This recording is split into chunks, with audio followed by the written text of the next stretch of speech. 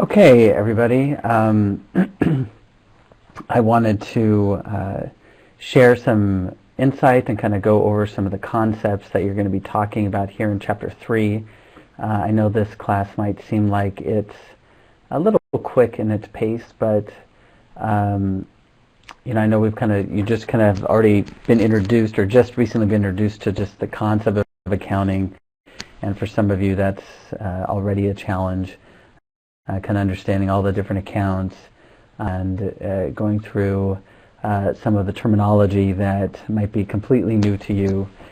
Hopefully this next chapter kind of helps you ground it a little bit more as you kind of think about how accounting affects everyday businesses that you and I deal with on a daily basis.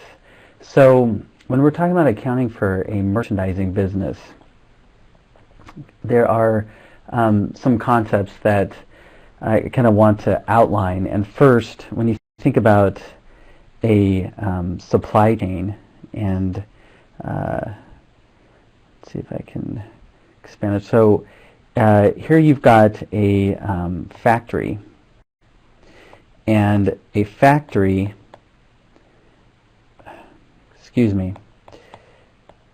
produces goods.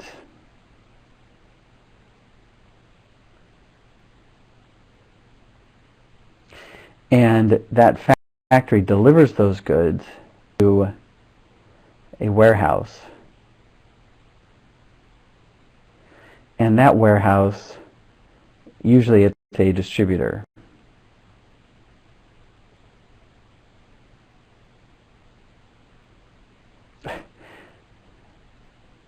Then sells it to a retail company.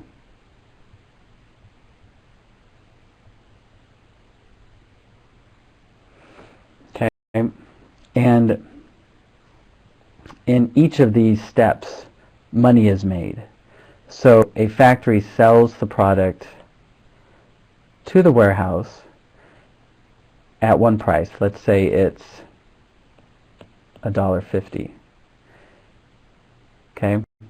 Now the factory used raw materials.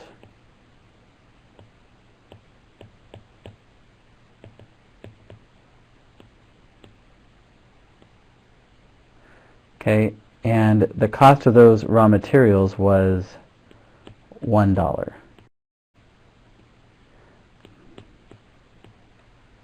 So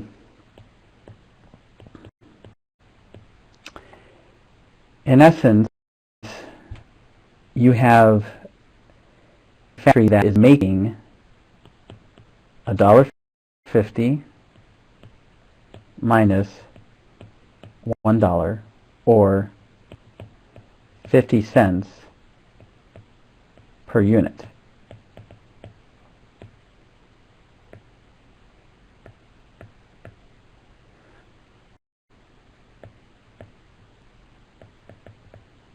Okay. Now, that 50 cents per unit is the profit that they're making on each product that they sell to the distributor. And there's another name for that profit, and that's called gross margin. So I don't know why this is not working very well, so I apologize for all of the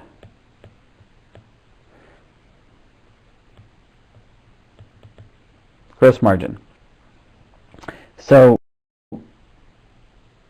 when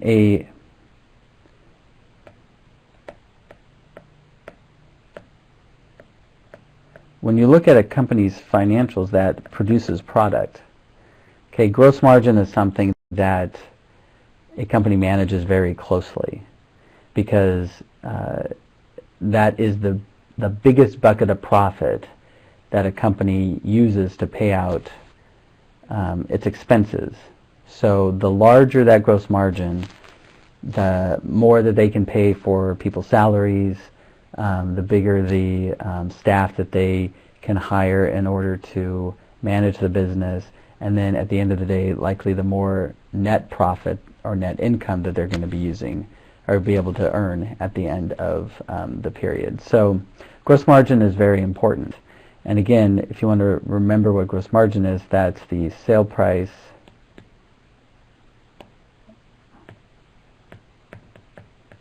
minus your cost.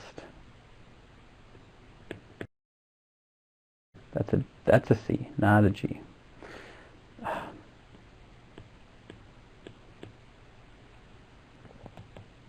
Okay, I apologize. I'm doing this from my tablet, and I don't know why, but for some reason these every time I write something, it seems to end up wanting to disappear on me. So let me see if I can try something else. Nope, that's not going to work. Let's try this.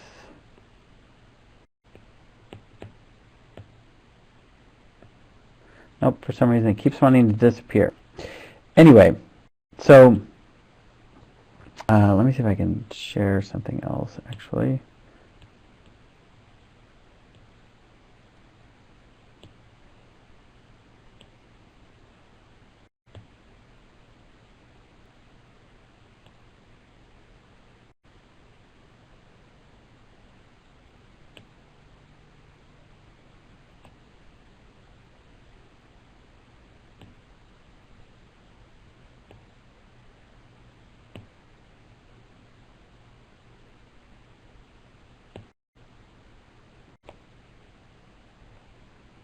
Okay, let's try this.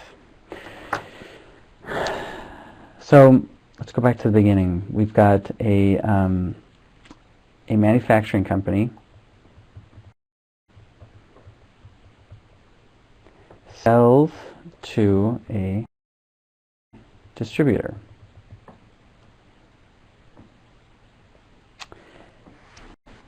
In turn, the distributor sells to a retailer.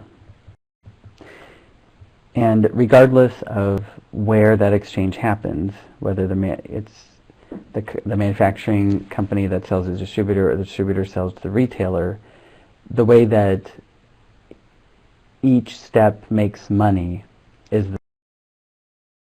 the same. In other words, a manufacturer makes a product using raw materials and sells the product at a profit. So, for example, a manufacturer uses $1 worth of raw materials to make a product that it sells for $1.50.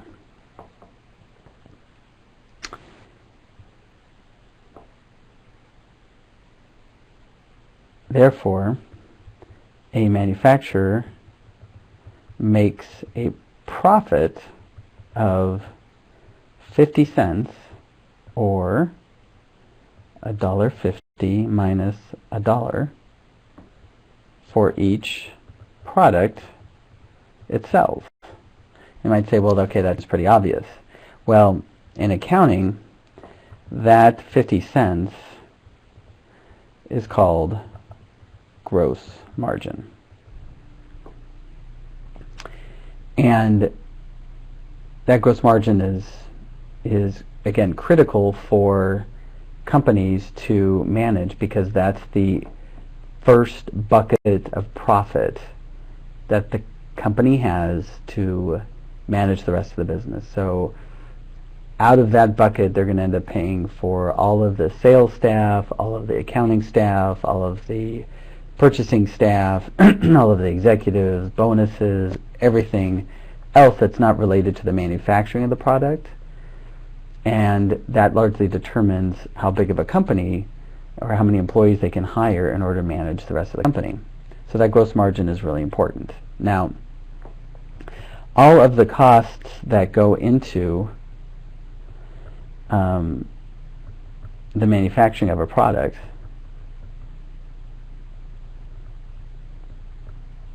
are called product costs. And that would include freight,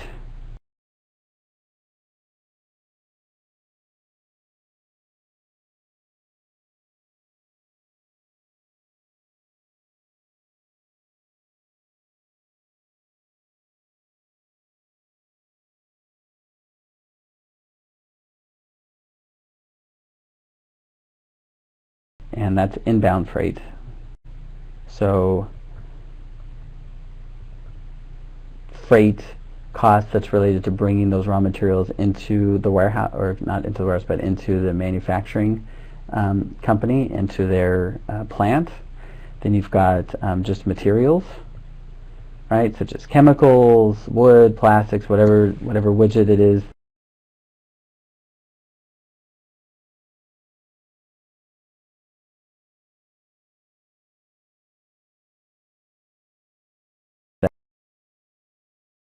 that the manufacturing company makes. Then you've got a certain amount of labor that has to go into it, because you have to have employees that are running the machine to actually make the product. And then you've got a certain amount of overhead, meaning here you've got, lights, you've got some supervisors, you've got maybe some rent or depreciation related to the cost of the equipment, as well as the building that the manufacturing plant owns. And all of that then gets included in the cost of the product. Okay. Now, and I'm going to put actually parentheses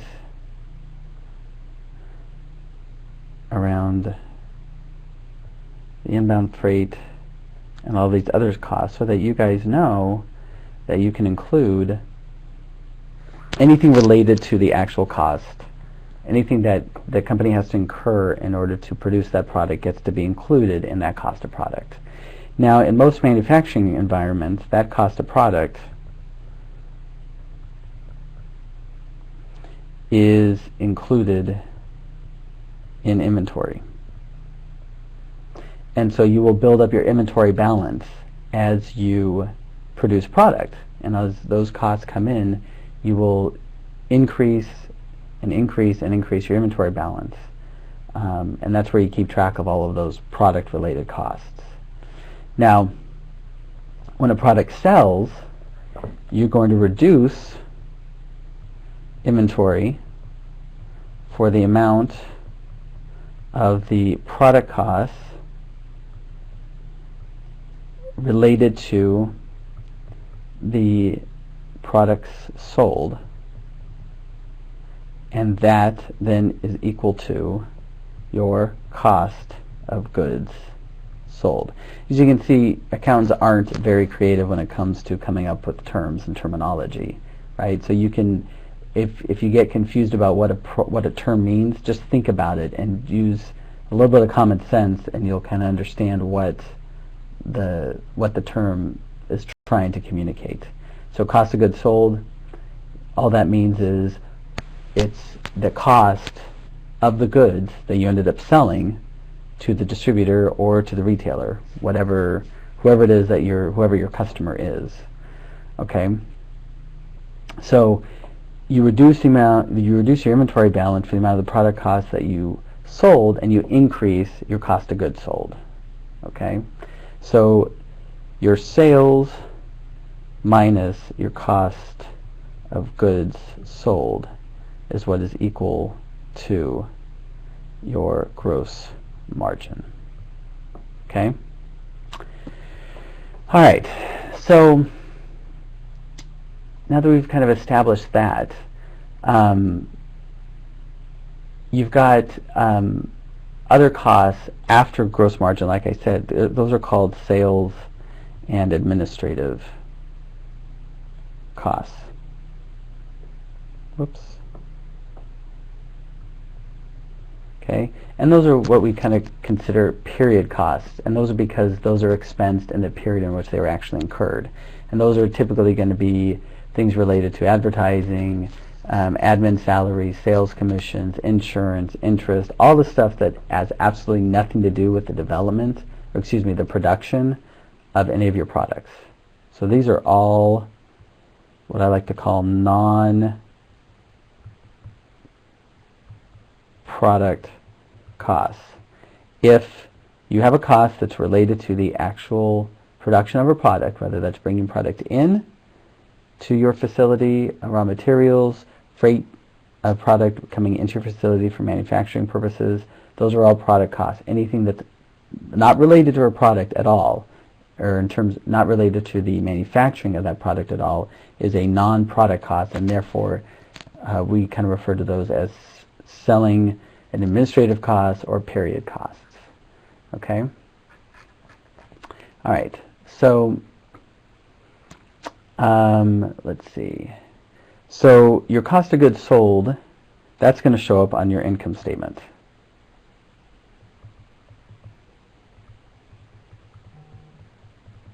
Okay? And your inventory is going to show up on your balance sheet. Okay? So basically, you're moving costs that usually stay on your balance sheet and expensing them onto your income statement when you sell your product. That's one of the accounting entries that would need to happen.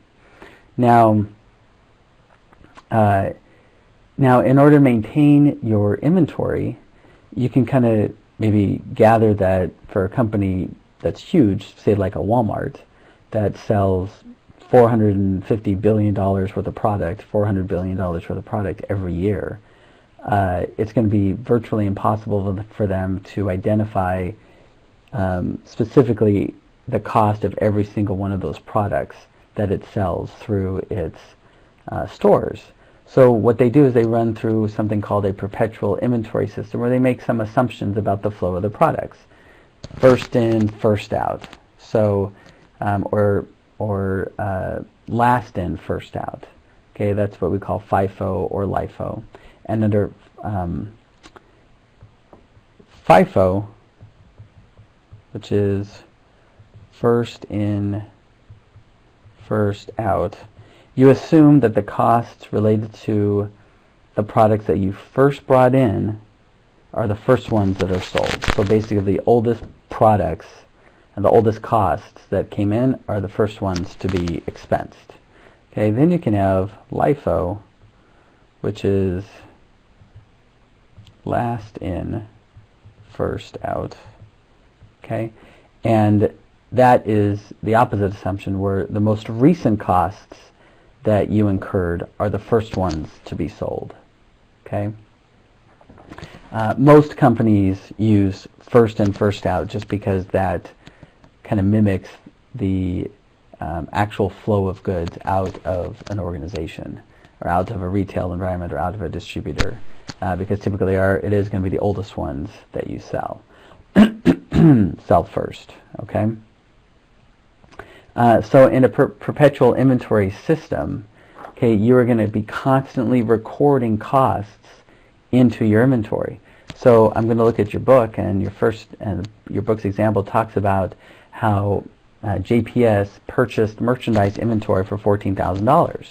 Well, that's going to decrease their cash by $14,000 and increase their inventory by $14,000 because you're exchanging cash for inventory.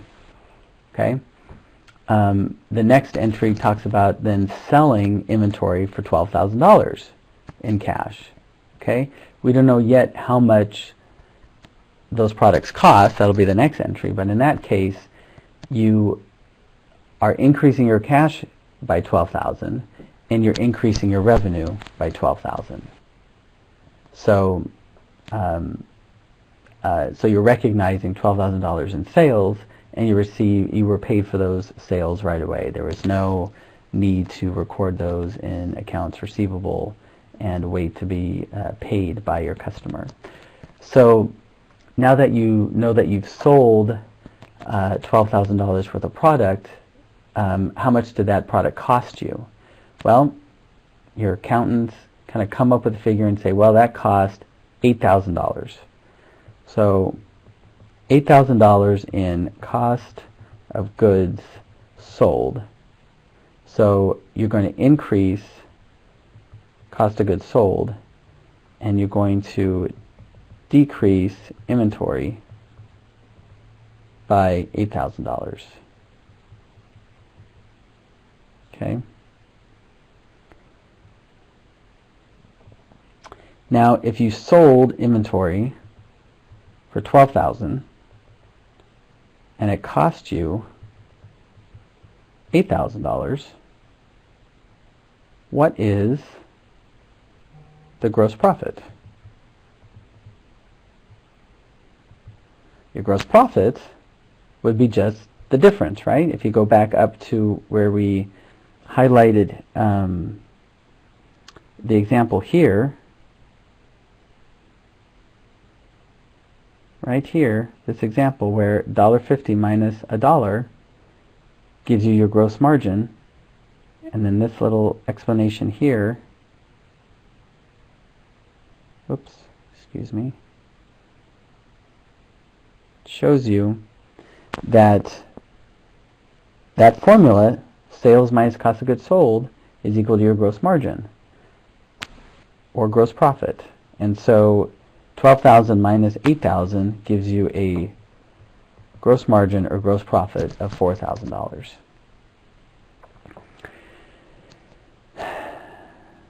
Now, you've got another entry, because that's just the beginning. Now that you've sold some product and made some money doing it, you also have some employees that you have to pay.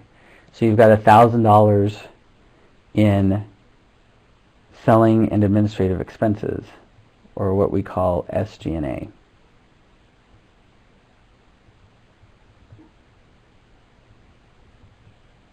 Okay, so if this was an income statement that you were trying to put together, you could have sales of $12,000, cost of goods sold of $8,000 would give you a gross margin of $4,000, and then you had SG&A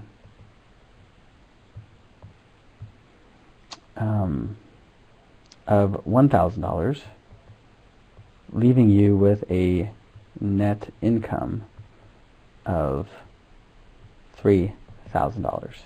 Okay, so I'm going to put minuses on all the numbers that you would subtract. Okay,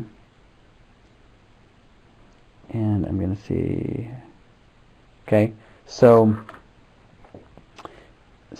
you can see how the flow of goods, the sale of goods, and the flow of the income statement relate to one another. And this is how businesses are managed. You want to know how much you sell your product for, what the cost was that went into that product, what you made on that sale, and then of that bucket of profit that you made from the sale, what can you then pay your other employees, and then how much money do you have left over? That net income is the profit of the business. This $3,000 is profit for the business. Okay? So hopefully this gives you a good introduction into what Chapter 3 is all about. It goes into a little bit more detail and gives you a few more examples. Talks about purchase discounts, and some accounting related to purchase discounts, because when you buy your raw materials, sometimes your vendors will give you a break if you pay early, and the accounting related to that is outlined in the book as well. But I wanted to at least give you kind of a brief overview of what the chapter is about and how it relates to the income statement and how you can interpret those numbers. So So feel free to let me know if you have any additional questions or would like some additional insight or guidance on any of the other material during this chapter. I will be monitoring the discussion boards and see what kind of confusion other students are having. Again, please reach out to me personally, and